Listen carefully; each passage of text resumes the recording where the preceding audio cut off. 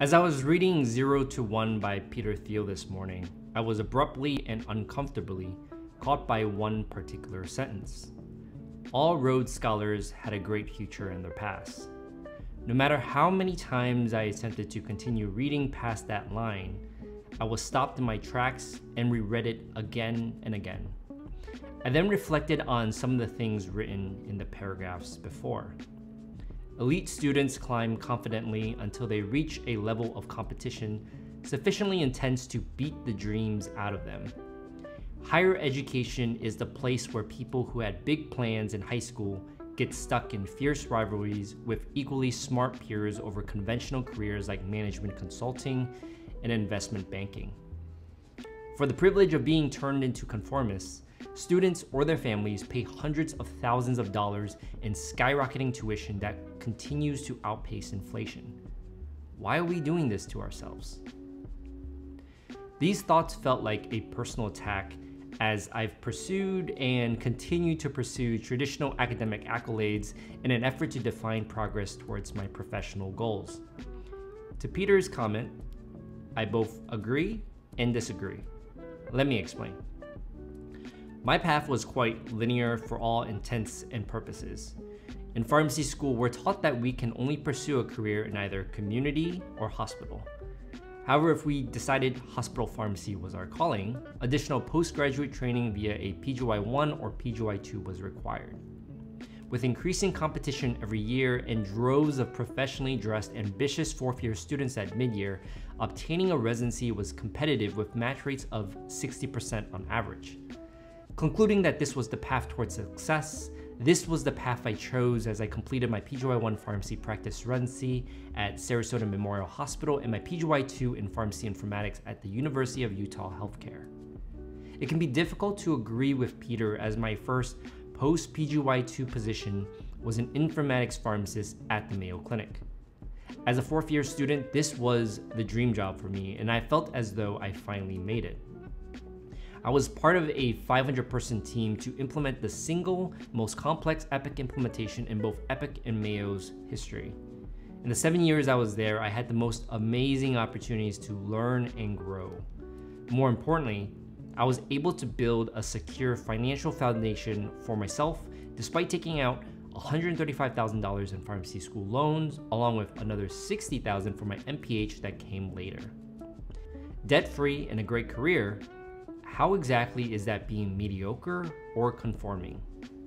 Well, Peter, I disagree vehemently with you because it was this linear, predefined path that gave me the opportunity to take risks and explore new areas of interest and ideas. My first venture into something risky or non-traditional was YouTube. A simple search on Google will yield a litany of journal articles, blogs, or commentary that skewed towards being more conservative on social media as a healthcare professional. Though, I never felt as though I really felt in anyways and began creating YouTube videos on the topic of pharmacy and informatics. Besides, it was fun and I felt compelled to create the content that I wish I had when I was a pharmacy student. More importantly, the financial security that I was establishing, I was negative net worth for most of my time at Mayo, mind you, allowed me to invest more into my YouTube hobby as I bought new cameras, lenses, and equipment. Though I can't say that it was all positive experiences either, as the vast majority of my family, friends, and outsiders were unsupportive of what I was doing. The only exception was Angela, my girlfriend at the time, that motivated me to press on. This is where Peter's thoughts about adopting a contrarian view resonated with me. Had I listened to what others were saying, I probably would have never continued making videos. My second venture was probably the formation of Pharmacy Informatics Academy, or FIA, with David, Tony, and Beiju. Although I don't think this opportunity would have surfaced if it wasn't for taking the linear path, this is probably where Peter's original comments rings more true to me. Ironically, the original conception of FIA involved how pharmacy students can take alternative paths from the ones that were prescribed to us in pharmacy school, albeit still noting that there was still merit in traditional paths. What we had started in late 2018 morphed into something quite unexpected and different as we forged our own thoughts on how individuals could pursue pharmacy informatics. My curiosity later led me towards pursuing an MPH in 2018 from the Johns Hopkins Bloomberg School of Public Health. Despite Peter's criticism of higher education, I attribute a lot of my pivots in the last few years to my MPH experience. It didn't come naturally though, and I felt extremely uncomfortable in a foreign topic that I wasn't trained in. In fact, in many of my initial introductions to professors and classmates, I'd give the disclaimer that I didn't know anything about public health to temper their expectations. I was also being honest. However, given some of the risks I had already taken and what my good friend Ryan used to say, you learn the most when you're uncomfortable, I leaned in 100%. In many ways, my time at Hopkins could be described as tumultuous. We had 80 credits to complete, with 40 of them being electives. Despite my excitement in exploring new areas in public policy, business, and epidemiology, I was confused and had an identity crisis during those 2.5 years. Oddly, there was something addictive and attractive in dabbling in subjects that were in sometimes complete opposite areas of the spectrum, and so I continued to lean in.